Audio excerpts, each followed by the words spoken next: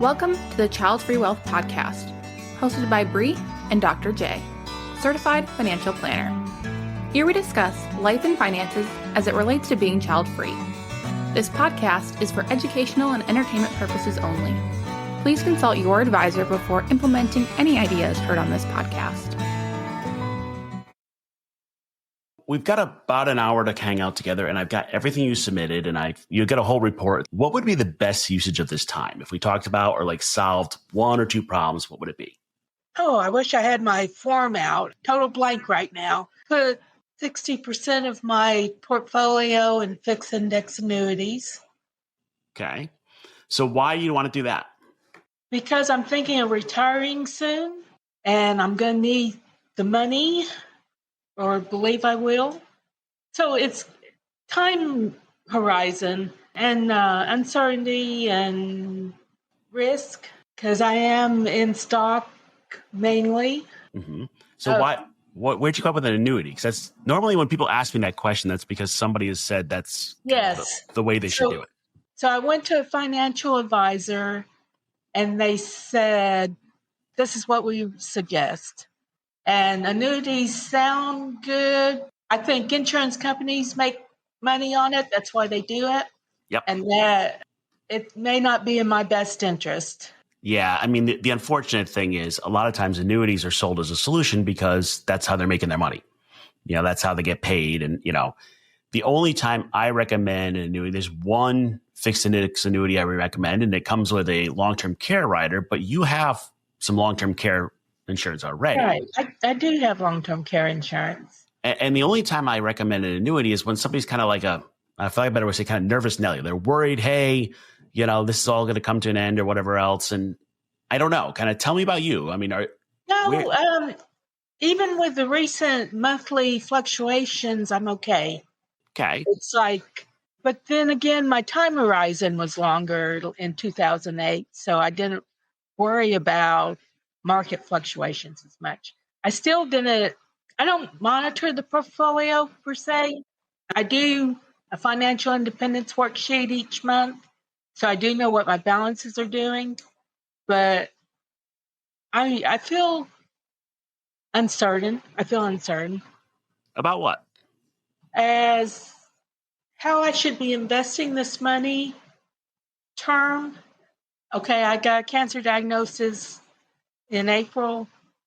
And so it's everything's turning out great, but that makes me think longevity, will I really live that long on these predictions that they run for me?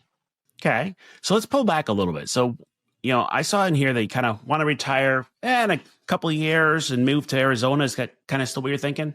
It's Arkansas. Arkansas, sorry. Yeah, Arkansas. So yes, that's what I want to do. And it's when do I want to do it? Can I do it? I think I can do it. I'm only 62. So ideally, when would you do it? Would you do it now if you could? I would do it at 64. Why 64? Because I could sell my house and live on it's paid for house, live on the income for 3 years until I hit 67 and can draw Social Security. Well, going on Social Security at 67 is an option. It may not be the best option. We tend to recommend folks wait till 70, but that's an age thing. The question is, ideally, when would you retire? You had your choice. It depends on the day at work. I went through a lot of transition. My company got bought. They basically closed down my office with few select people still remaining. Mm-hmm. I'm learning a new system. I'm in a cyclical industry. I'm not sure they can even do what I was doing historically. I'm kind of pigeonholed in a specific counting area. Yes, I'd like to retire now. Okay. Let me ask it a different way and just kind of check. So you said your company, did a whole bunch of kind of reorg. If they had laid you off, would you have been happy or sad? I could go either way with it, but happy is my first thought. Okay. But I could have taken the package. So I had an option to take the package, or I had an option to say I didn't want to join the new team. Okay. But I did want to join the new team because I felt like I was too young to retire. But then I got the cancer diagnosis and it made me rethink what's important. Mm-hmm. The cancer diagnosis was stage 1, caught real early. So it's not going to limit my lifetime as much as when I was originally thinking about our conversation. It sounds like you're in that transition, like, by the way, very normal, kind of like something happened in life. Should I do I want to keep doing what I'm doing? You're in that period. That's 100% normal. If you retired this year, let's just kind of play it out as an example. What would you do with your time? Oh, my retirement dream is take courses at the University of Arkansas. Okay. They're free. They don't charge senior citizens. I enjoy learning recreationally. I read all the time. And the campus is hilly, so it'd be great exercise each day going to classes. A fan of the sports teams, so I could attend ball games, could possibly have cousins come in and attend those, or even my brother come in and attend games. So it's a more enjoyable place to be as I envision. Okay. It's been 12 years since I've lived there, and places do change. And how I view my past can tend to have a positive tilt. Mm-hmm. And I'm not sure what reality would be. Well, but that's true about most folks. I mean, let's be real. We all have a kind of a picture in our mind, and that might or might not be reality. Do you have a place do you have a town you would move to? Do you have like an idea where you'd go? Thought about maybe getting a duplex so I could rent out half, or if my brother needs to live with me, he could live in the other half of the place, or getting a house. Or from a financial viewpoint, I thought about just renting. Yep. I'm a big fan of renting. If we could figure it out and say, okay, by the end of the year, you're retired, you're moving to this place in Arkansas, you're enjoying your new life, that'd probably be a good idea. Yes. Okay. What's holding you up from making that decision? The fact that I'm not going to have an income coming in. Okay. I don't have a job. Job gets me up and out of bed every morning, and I enjoy it. I get a lot of positive feedback from the work, the social interaction, the pay. The pay is great. That's what's holding me back. Have you thought about doing a different job, maybe something part-time in retirement just to have fun with? I have, but still making that jump, I guess I would need to know how much part-time income I would need, because I'm going to take a huge hit moving back to Arkansas regardless. Why so?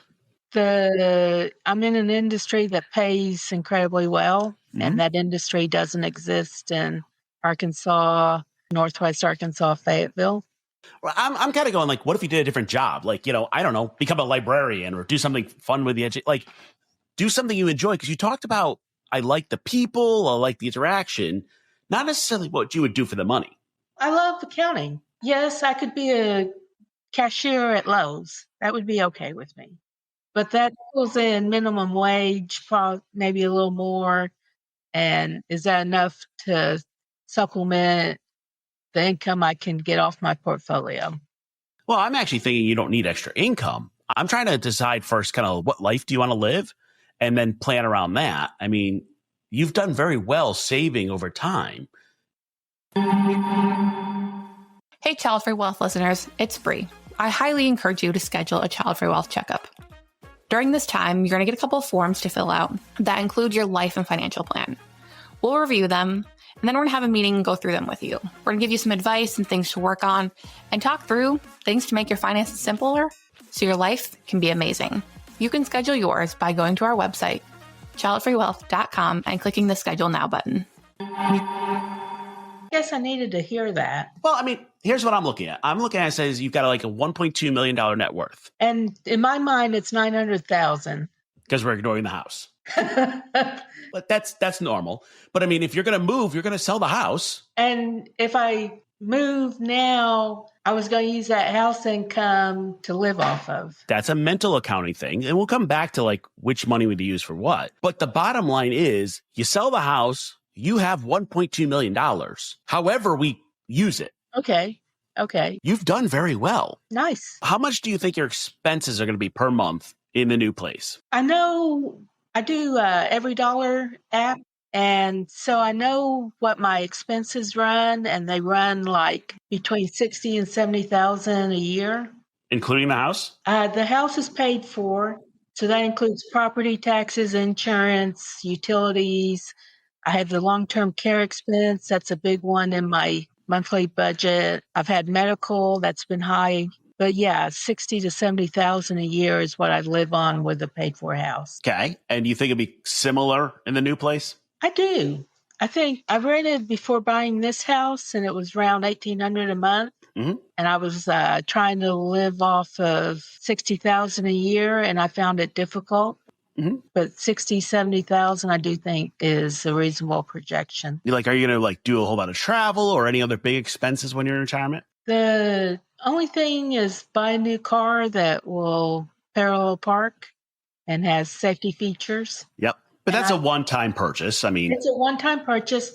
My big bucket list trip was Japan, and I did that when I had the opportunity, when I had the money and the time. And my dad was military, so we traveled. And so I've been to all 50 states. I love being in America with English spoken, so I'm not big on traveling abroad. I don't have a desire to travel, but I do like cruises. But no, going to school, learning new things, that's what excites me. Excites me. So if we figure kind of like a $6,000 a month expenses, which is, $72 a year, that probably gets you to the life you're looking for.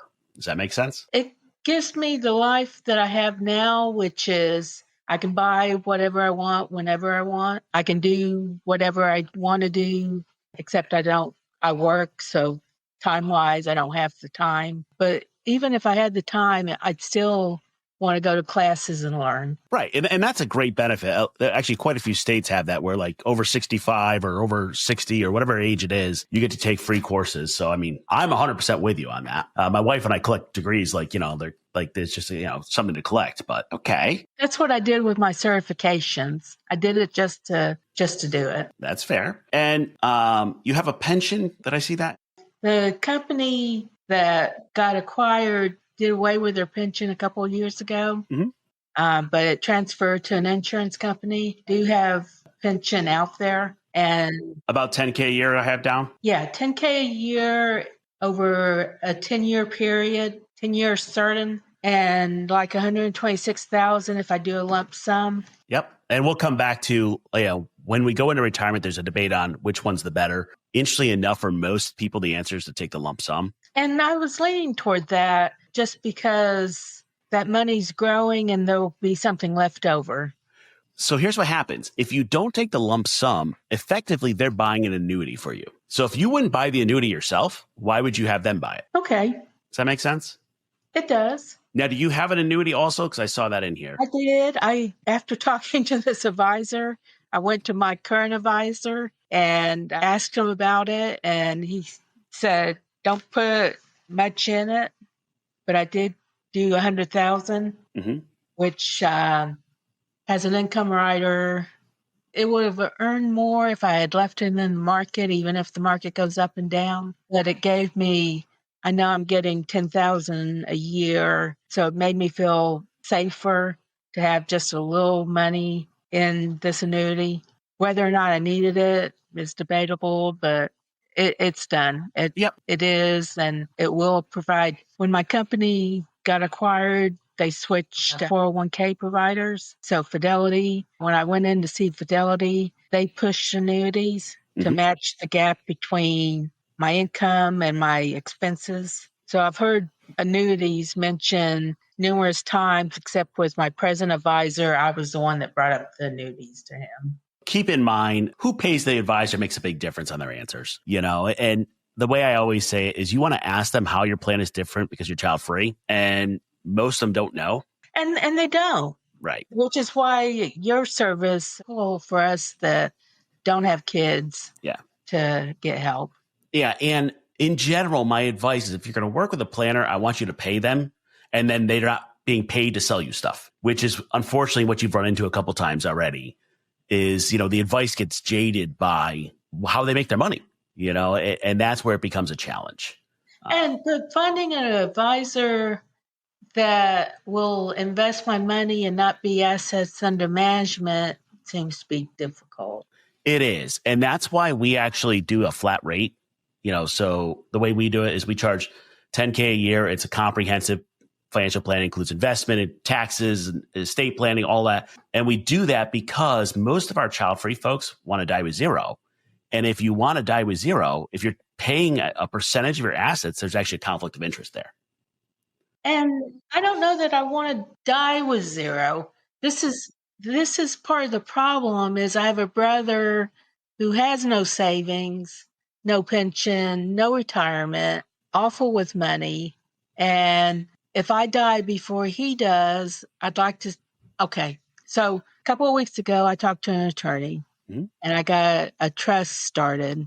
And in the trust, I said, if I die, provide my brother with $40,000 a year unless he goes into a nursing home or becomes incapacitated, at which time, no money.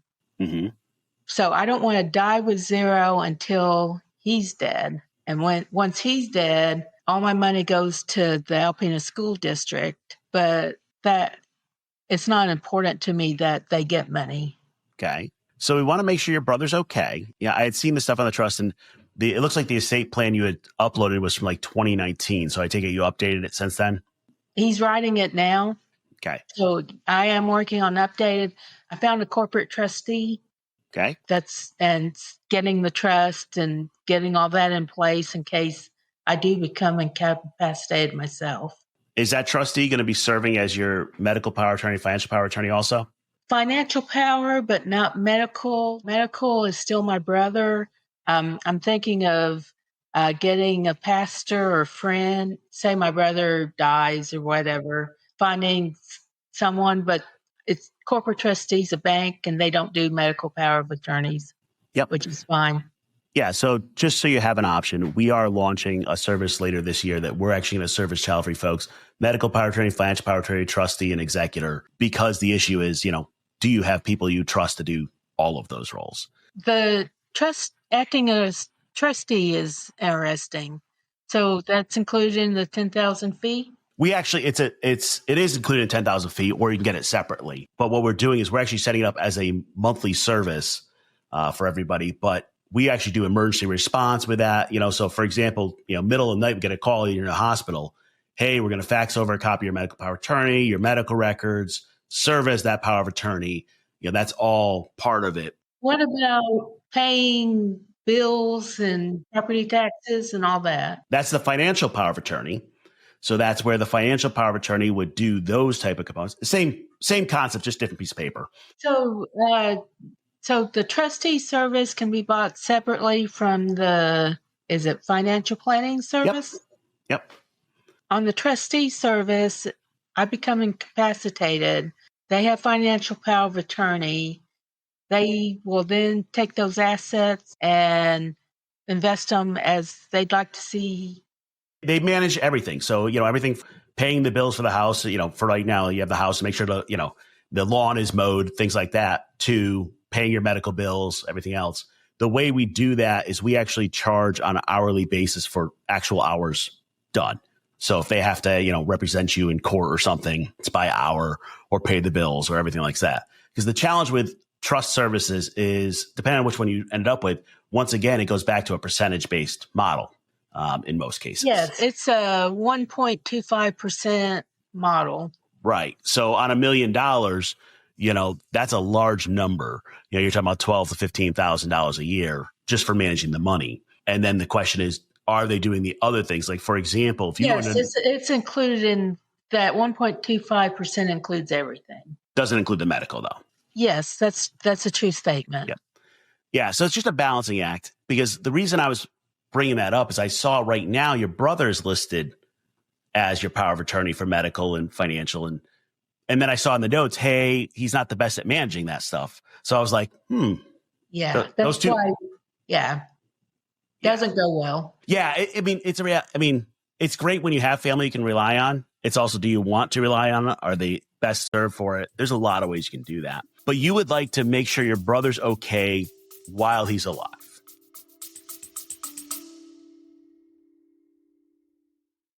Hey, Child Free Wealth listeners, it's Bree.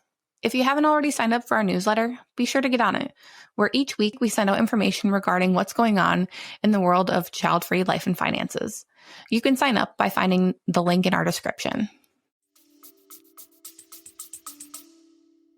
And not in a nursing home or incapacitated himself. Okay. So if he gets to go to a nursing home, the money, he gets nothing. He gets nothing. So he would be on Medicaid and Medicaid care. You're okay with that? Okay. I'm okay with that. All right. So if we said, hey, we want to leave him 40 grand a year, that's fine. And is, the hard part there is for how long, but we'll come back to the math on that.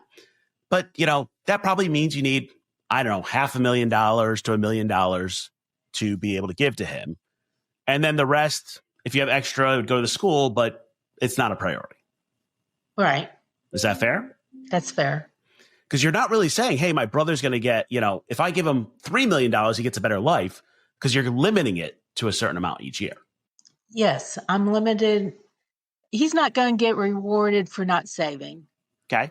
But he's going to have money to supplement his own Social Security so that he can live pretty well. That's fair. You need to be mindful that it may or may not impact him in getting, other services if he needs it. So this is one of those questions about how is the money coming to him? He doesn't have any special needs or anything. No, he doesn't. Okay. So one of the issues is when he has a guaranteed income coming from a trust, it may be counted against him if he goes to qualify for something like Medicaid or other social support services. Just got to be aware of that. How would I get around giving him money without it going against his... Is he in Texas? He's in New Mexico, but he moves around. He's a restaurant manager. Yeah, so it's going to be state by state, what they're allowed to get money for versus not. And the way you can do it is you can have the trust pay for specific things rather than giving him money. So, for example, it pays for his medical bills. It could pay for his housing, other things. But that is not money that he can just use any way he wants, which then gets accounted for differently depending on which state he's in. The hard part is the actual planning around this depends on which state he's going to be in, which we may not know. I think he'll end up in Arkansas too. Okay. But you're right. Hard to plan because I have no clue where he will end up in. Yeah, but you may want to consider, and this is one of those you can talk to the attorney about, is rather than giving him direct money, is saying, hey, this money is set aside for him for housing, medical, that type of things. And then he can get the money from the trust as he needs throughout that. Especially if you're worried that the money might not be used well. The money, I don't believe will be used well, but I don't want to be paying his medical either. Okay. Would you like him to use the money for? I feel like he can use the money for whatever he wants, the way I have it structured now. Okay. If I start specifying what I'm willing to pay, medical is not one of the things. Like I said, since he didn't save on his own, if he didn't take care of his health on his own, I don't feel responsible for paying those amounts. Okay. So then the balancing act becomes, all right, then he's got a $40,000 a year income on top of everything else, which will impact him on what he qualifies for other things. It's just a reality check, and that's fine, but it's just something to be aware of. Does that make sense? Yeah, it makes sense. It becomes a challenge in how to make sure your wishes are followed and, everybody's taking care of the way it is. That is what a trust is for. It's just, it can be kind of one of those challenges of the balance between the financial side and the legal side, and how do you get something that works the best for everybody? Yeah, that is a challenge. Okay, let's even kind of assume, so you're not dying with zero. We want to give $500,000, $1 million to your brother, but anything more than that is not a great answer. Is that fair? Kind of dying with $6 million is not going to make your life better. No, I don't know. Yeah, no. Okay. And 1 million is like my magic number. And so it's like I want to preserve that 1 million. For what? For me to live off of. Okay. You have 1.2 million. And if you live off that and it goes down to $900,000, is it going to freak you out? No, not if I'm already in retirement and using it. Okay. So let me grab my screen because I want to walk through, and it sounds like you've seen some of these, but I've got it down. You got 1.2 million. What I built in here is I said, okay, what happens if you retire this year? All right, we got $6,000 a month for expenses. Your retirement health care, there's always a cost there, long-term care. We've got the cost in there. This is just selling off your house. And what we end up with is run 1,000 simulations. You're dying with $9 million. No way. Okay. Well, it's just math. Yeah, with the portfolio invested like it is. Okay. So let me show you that. So markets and all that.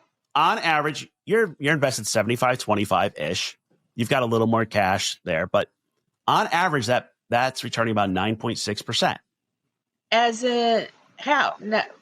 On average, that includes dividends plus capital gains. So let me show you. So what we end up with, if we go to 2026, you've got $20,000 coming in. It's got a little more.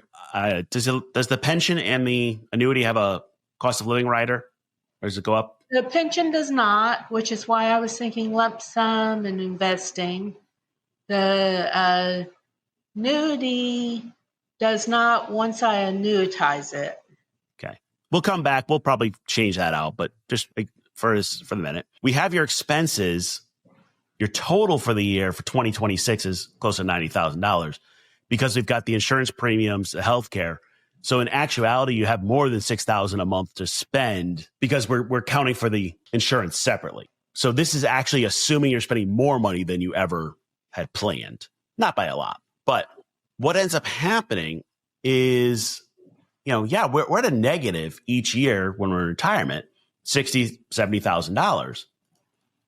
But on average, your portfolio return, so now we've taken the house, put it in the market, is over $100,000. But the market may have historically returned 9%, but I just can't imagine it continuing to do so. And that's why what we do is we run 1,000 simulations from the market is better than ever to worse than ever.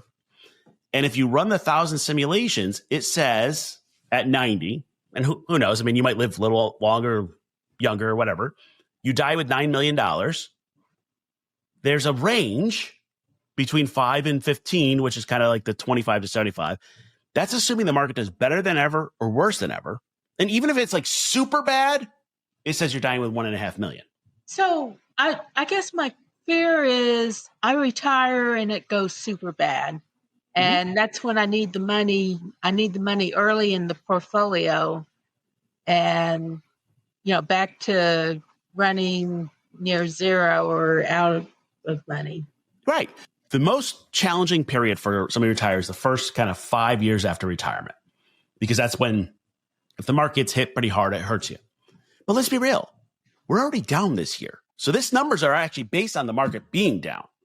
We're running these numbers. We're down 10, 15% for the year, and it still works. Amazing. Here's how I look at it. Let's just look at basic math. And I'm saying, all right, the chances you're going to have to change something, the first thing you would change would be your expenses. You said, hey, I need $6,000 a month to live on, including your insurance and all that. I've got it closer, 7 plus. So I got a little extra in there. So you can kind of cut back a little on your expenses. But right now, we also have it set as you're getting Social Security at 67. I'd recommend 70, but we'll come back to why that. And what happens is we take your house and we now invest the house. Now we've got a little more towards the portfolio. Right. You can adjust this. So if we decided, hey, we want to go like a little less risk, 60-40, the annual return's 8%, fine. If you want to do a fixed index annuity, on average, you'll take out about 6% per year.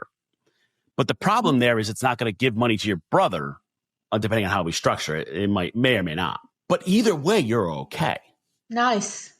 Now, by the way, there's some things in your investments. I'd prefer you have some more international. There's some tweaks, whatever. But, you've got the financial wherewithal to do what you want to do. It's doing it. It's changing your mindset around it. Right. We always say most of our work is on the life or behavioral side. The math is the easy part. The other thing that's happened is you've got long-term care insurance. Now, by the way, it may or may not keep up with the full cost of long-term care. So one of them had a 5% rider, one of them didn't. I looked like you had like 3 different policies. So you may have to cover a little bit of long-term care is what it's saying here. But that's also a safety net at the end. So the way we do it, we build a safety net. I said long-term care, we tend to put off Social Security until 70, little cash cushion, which in this case, that cash cushion would actually be the money for your brother.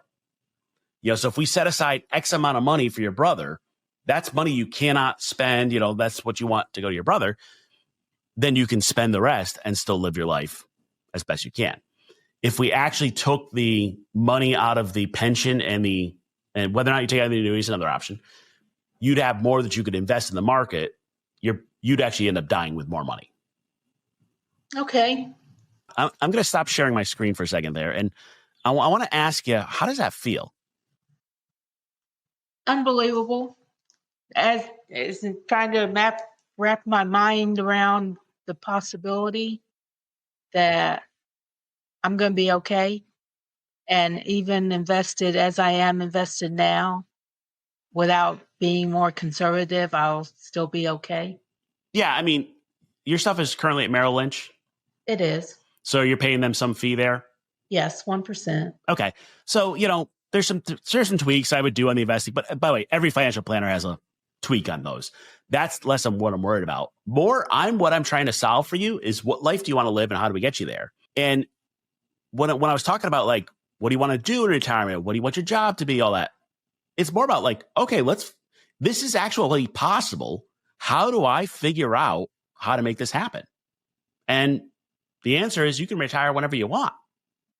Even without having more in cash or things like that? So people worry about kind of having cash and things like that because they're like, well, how do I get my money? And what we try to do with our clients is we like to give you about a year of expenses in cash so you don't have to worry about what the market does. So part of what needs to be done in here is some tax planning. There's some opportunities there. But what we do is we set aside a year of expenses. So $80,000 or even $100,000 if you want a little more in cash, and the rest stays invested. And the reason we do that is because now we're trying to figure out the right combination between stocks and bonds so that you're paying the least amount of taxes. Because you're going to end up paying less taxes on long-term capital gains and your own income, all that. So it's not having more cash is not necessarily better because it's now throwing off income, which gets taxed higher. And what will happen is you have $1.2 million you can live off of. What parts in the... A lot of that's in a Roth, so I'm not going to... Should I be taking from the Roth? The Roth is the last one we're going to take from. So we're going to take from your taxable brokerage first, then your traditional, then your Roth. But the Roth does no good if my brother dies and it goes to the school, the Roth does no good. Your brother wants the Roth money to him. Okay. So the Roth money is best to give to humans. The traditional money is best to give to charities. But does the Roth have to be emptied in 10 years or? So this is where it gets interesting. I saw that question about trust. There's a thing called a see-through trust that will have it act as him. Yes, it's going to be the 10-year thing, but the way you can set up the trust is depending on which bucket you give him in that trust, you can make different choices around taxes. You can design it so that essentially your brother is going to be getting everything tax-free. That would be nice.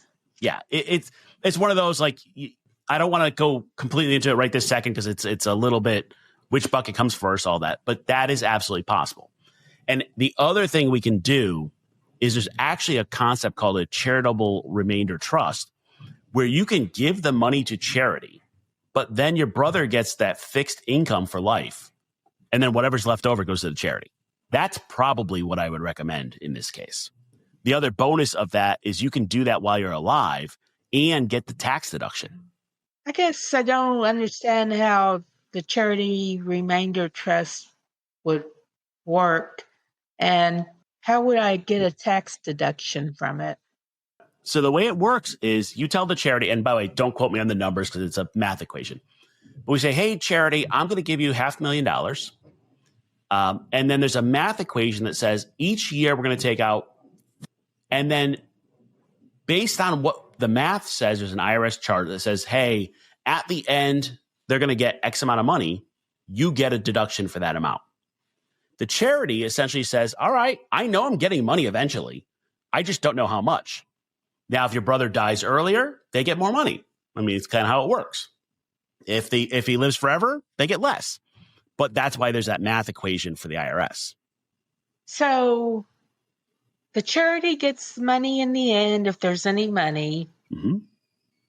Die, brother gets the set amount each year. Yep. And that's not taxable to him? Well, what's going to happen is you're probably going to give that as part of your estate, and you can give him $13 million without tax. Now, if you give him your traditional IRA, that is taxable to him. But the Roth IRA or what's in your taxable brokerage, that can go to him tax-free. So do I set up the trust to pick an account to pay him out of?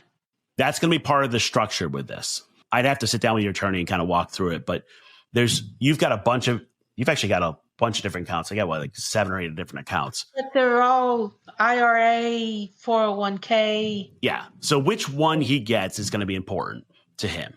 And you're going to want him to get either the Roth or the brokerage. And that actually may make the argument that you should be doing some Roth conversions throughout your retirement.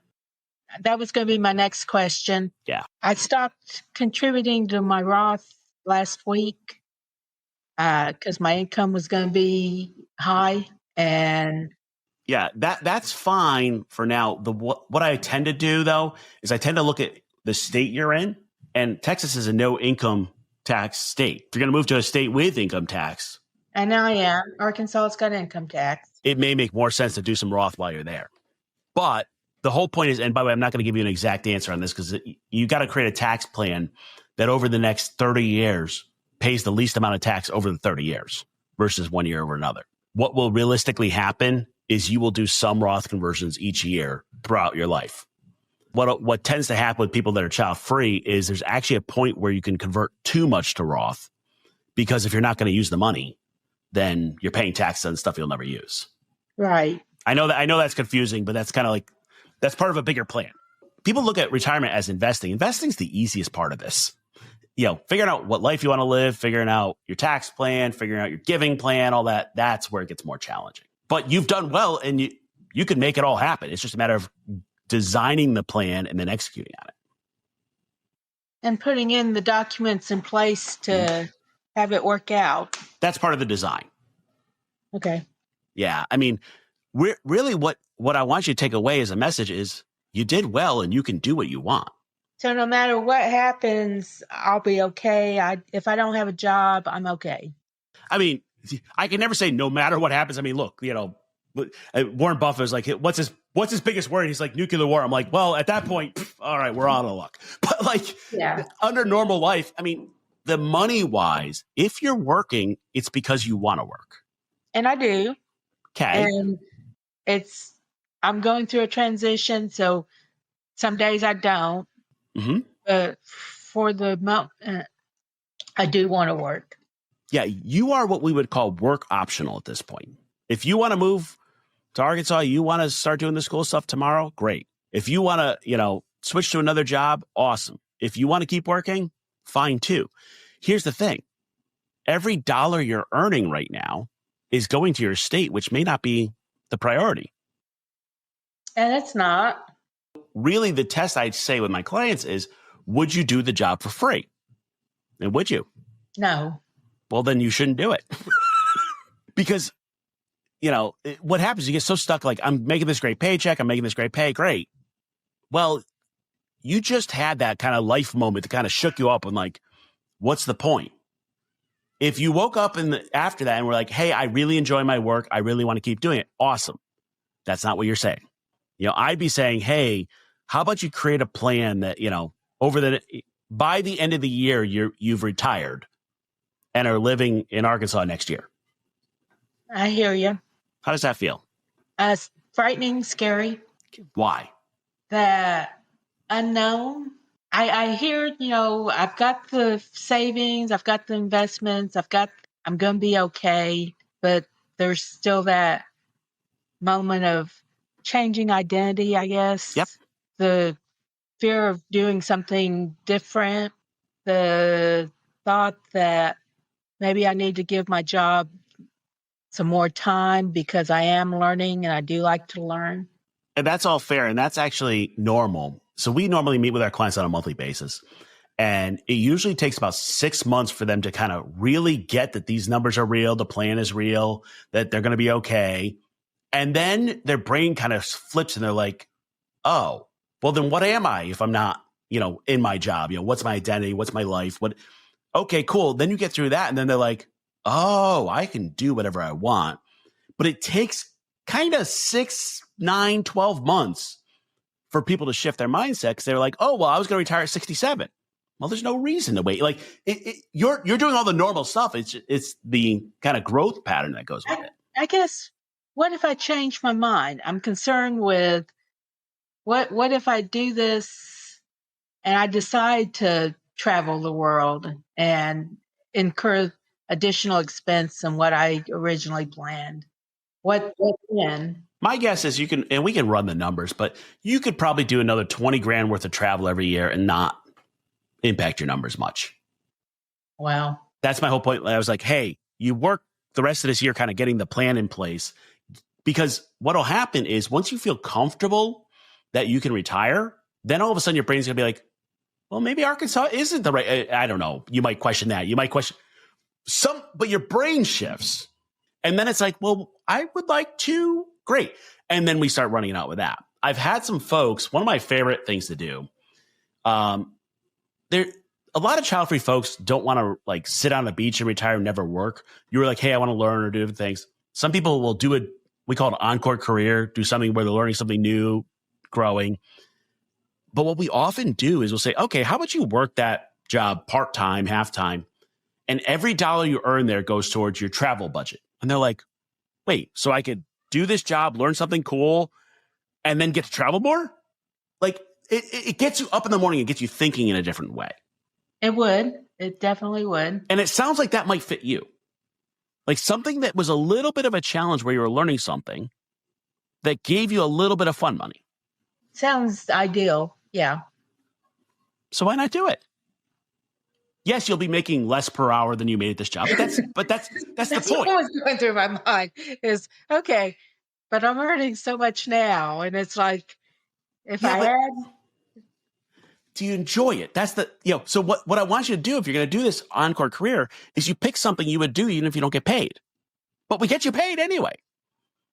I joke around because I have a lot of folks want to be librarians. I don't know why, but you want to be a librarian. You don't make a lot of money, but you enjoy it. I did think encore being a tax preparer during tax season, and then not have to worry, do everything else off tax season. And by the way, if you want to do tax preparer, man, there's a whole lot of people that need it. Like, I mean, it's not an issue to find work there. And then you work seasonally. So you work for 3-4 months and then you go travel. Take that money and that's your travel money. That'd be awesome. It would be. It would be. And that means maybe you do less schooling during tax season. You do full-time schooling in the fall and you travel in the summer. I'm just making that up, but that's probably a pretty cool life. Sounds cool and incredible. Gets me excited with the possibility. So what's happening is everything you want to do is an option. It's a matter of kind of which option works. How does it fit with your brain? How do you feel comfortable with it? The questions you were asking about annuity, all that, that's not to me, the annuity is probably not the right answer, but it's also not the right question. The right question is kind of, what do I want to do with the next half of my life? Yeah, and then how do I make sure I have the structure to do that? Yes. How do I make sure I have the structure to do that? We've already had a couple goals. We've got some goals for your brother. We've got some goals for giving. We've got some goals for learning. There's some goals for kind of life for you that, kind of have to figure out what that looks like. There's a goal around moving. Great. That's all just part of the plan. You build that up. And then the biggest challenge is going to be getting past your own brain. Like, can I really do this? Like, am I okay?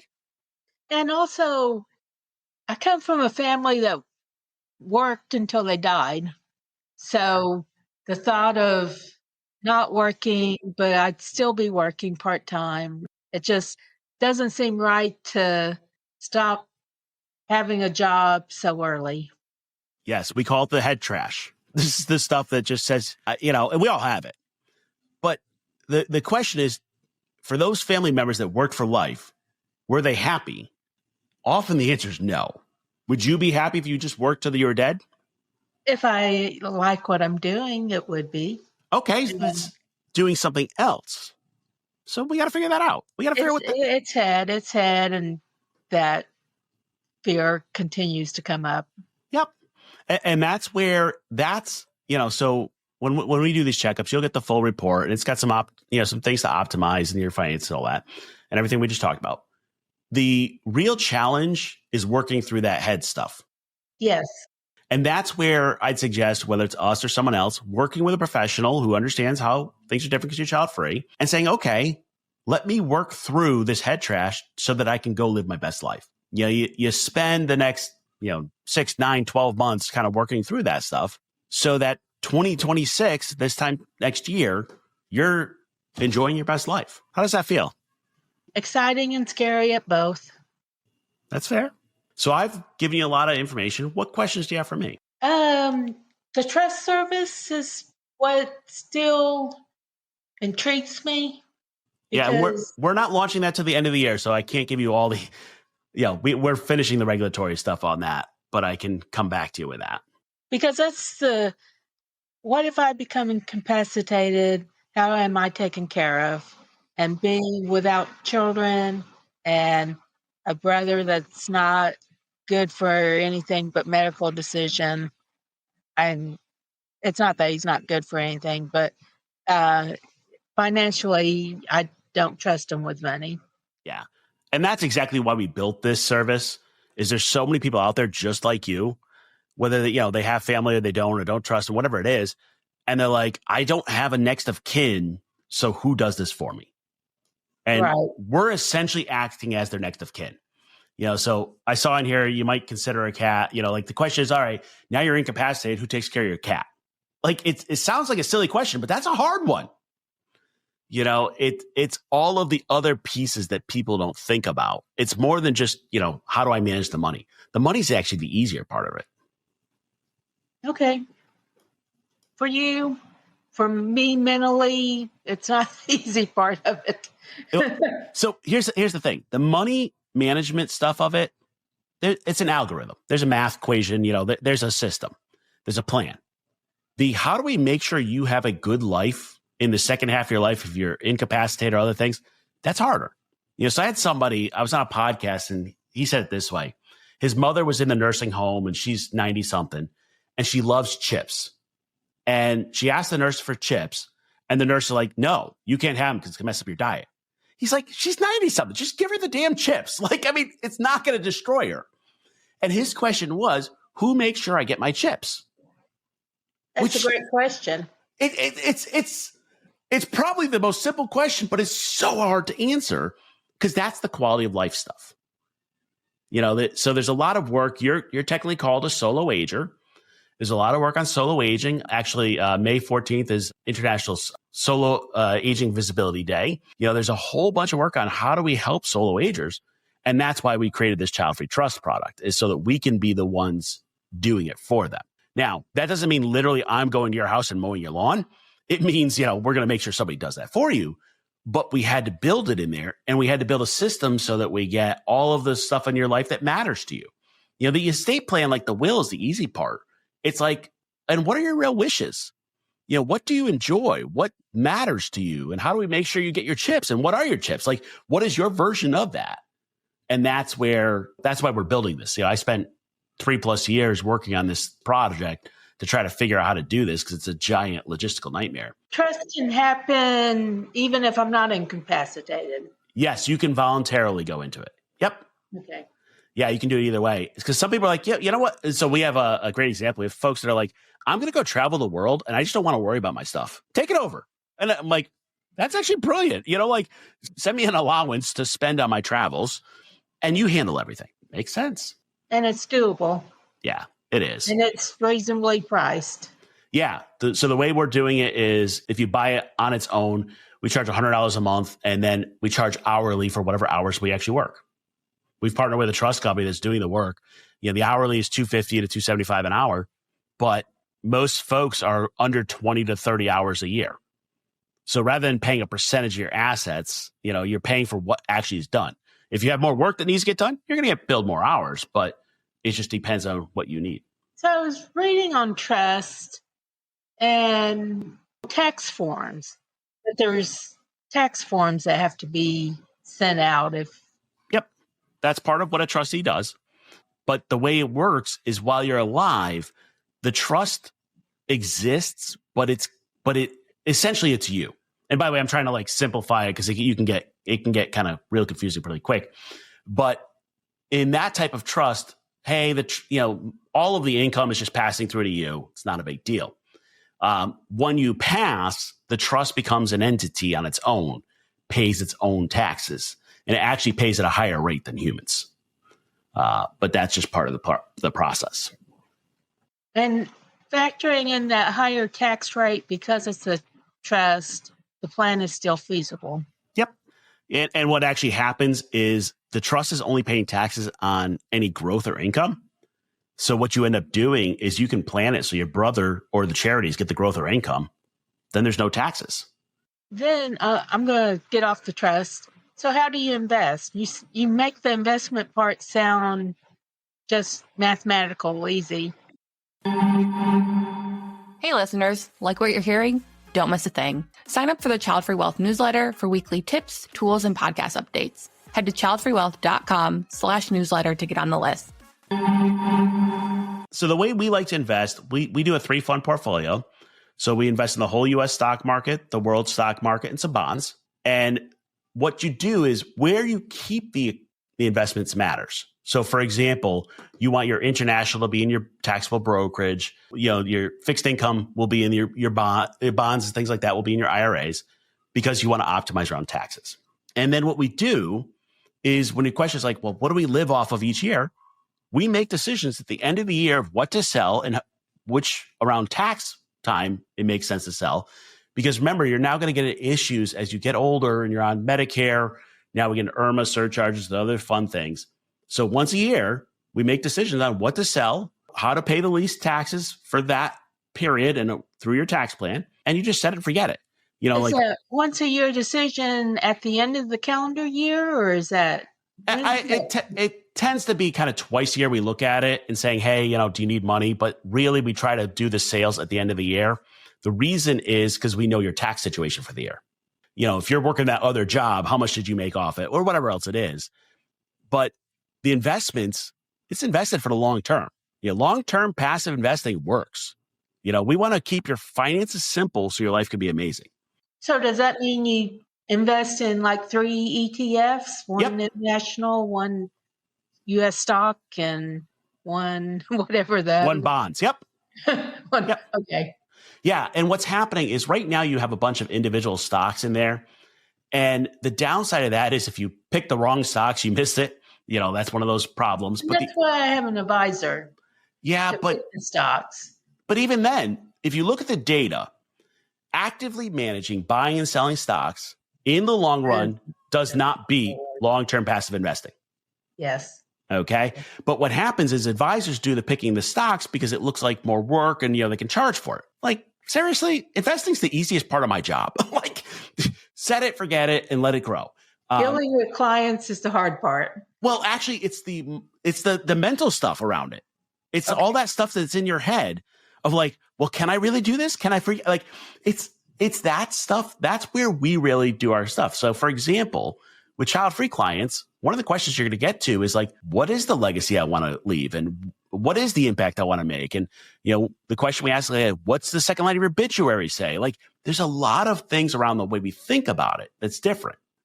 That's on the life side, on the behavioral side. The finance stuff, that's the easy stuff, which, the challenge is right now you're working with a firm that just charges you for the investment that doesn't give you the rest of the stuff. So that's where they spend their time. But to me, simple, passive, long-term investing, The data says that's the way to do it. You don't need to be more complex than that. Interesting. So we need to wrap up. Do you have any other questions that I can answer? So have you written a book on this mind stuff? Yeah. So the Child Free Guide to Life and Money, the first half is all about the mindset. The second half is about the finance. So that's what it is. And then I'd encourage you to work with somebody, so in our checkup, it'll have how to work with us if you want to work with us. But we purposely, what we try to do with clients is work on 1 to 2 things each month, because otherwise it's overwhelming. Right. Yeah. Let's be real. We just talked about 10 things. Well, okay. That's going to, some of it will sit, it'll take time. You work on 1 or 2 things in a month. You make 1 or 2 changes each month. And at the end, you're like, hey, I want you to get to a point where you don't think about your finances and you just live your life. We call it Simple Finances, Amazing Life. Changing 60 years of thinking finances is hard. It is. And one of the challenges is for child-free folks is I have to unlearn kind of what the standard life script says. You go to school, you get married, you work for 25 years, you pass the money to this generation, have kids. It's all like the American dream. All of that has to be unprogrammed and reprogrammed. It takes quite a bit of time to work through folks with that. Mm-hmm. And I don't know that it's one you can do on your own. It's possible, but it takes a lot of work. But that you just said you love learning. So here's your opportunity to learn how to think differently. Yep. Gonna go buy the book, start out. Yep. The trust piece does intrigue me, and how to set up the trust to take care of me does. Yeah, there's a few things on that. We'll set it all in the report. There's a couple different things as you design this. How to get you comfortable with it is going to be the challenge. The paperwork on it takes a little bit, but it's not too big. I still have a few questions about kind of how you would do it with your brother and how you want to do that. That would tell which way you do that. But the bottom line I want you to take away from it is you've done well and you have choices. And no matter if the market does get worse, I'll more than likely still be okay based on historical trends. Yeah. If we get to a point where, we're worried about guns and ammo and we're no longer using the dollar, okay, we're all out of luck. Yeah. But based on historical, I'm not too worried about it. I always joke about it, but my job is to tell you when to be worried and when not to. And I look at your money unemotionally, and it takes a lot for me to get worried because I appreciate having another person look at it. If you enjoyed the show, please consider leaving a rating or review. We'd love to keep the conversation going. Please let us know your thoughts wherever comments are available, or email us at media@childfreewealth.com. To stay up to date, find and follow Child Free Wealth on social media. If you're interested in working with us, learn more by visiting our website, childfreewealth.com. We'll see you next time.